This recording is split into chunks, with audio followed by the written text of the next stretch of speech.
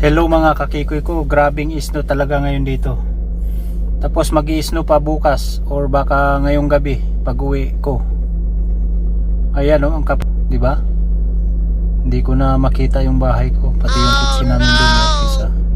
Tapos meron pa doon sa garahe. Ayan. So ganun talaga mga kakikoy ko. Ganun dito sa Canada. Sobrang papasok si Kikoy. Ano na ngayon dito, alas 2 Gs. Ang pasok ko 2:30. So meron pa tayong 20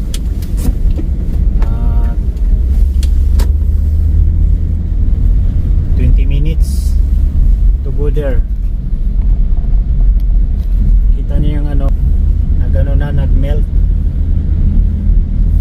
Yan, may tubig na. Tapos bukas mag-ano ulit, mag-i-snow. Ano ba naman yan, Lord? So this is Canada, you know. Alright. Sisilipin ko muna yung bahay ng anak ko doon. Kung kasi nagmi-melt na baka yung niya silipin muna natin. Alright, kasi nakataas yung alulod niya, yung alulod nakataas. So yan ko, chichik ko. Sandali lang tayo, keep on watching lang. So ayan mga kakikoy ko, inano ko siya ibinaba kasi nakatayo ko nakaganyan yan. So ngayon natin diba? All the way down here then. So binaba ko lang yung alulod, parang hindi hindi maano yung tubig didiretso doon sa basement nila. Sa bagay yung basement nila yung gilid ng bahay merong blue skin tawag nila rito, kasi karamihan mga bahay dito may mayroong basement. Sa amin may basement din, so safe na yun, hindi na yun hindi na siya titiim yung tubig.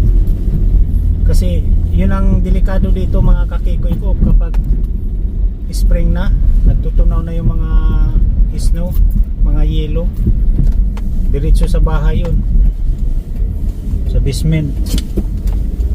So kailangan naagapan. Tingnan mo yung sa lubong ko, puro oh no, grabing talsikan yung yelo. Yun si tatang doon, nagsasyabil si tatang. Grabe nga diba? Kita niyo yan. Alright. So ganun dito pag nag-winter, pag nag-spring, kasi nagme-melt yan, diba? Oh my God.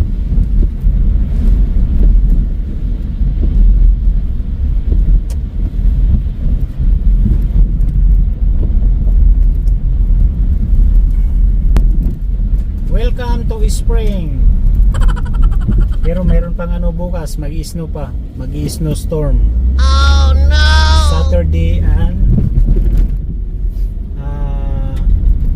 grabe naku, baha na. May ewan ko kung makikita nyo to, may dito, yun hindi tayo makadaan. Nila yung hinihiter nila yung ilalim, kasi yung ilalim yan frozen pa mga kakikoy ko. Yan, nakita nyo yan. Si John yan, yung dalawa. Ayan, diba? Ayan, si John. Diba, tinitibag nila ice, no? So dito tayo.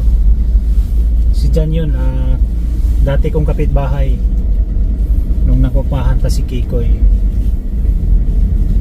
Alright, so dito tayo paparking. tayo dito. Alright.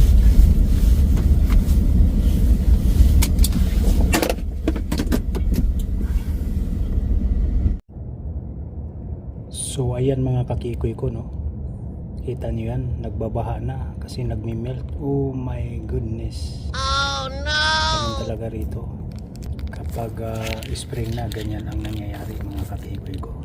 Keep on watching.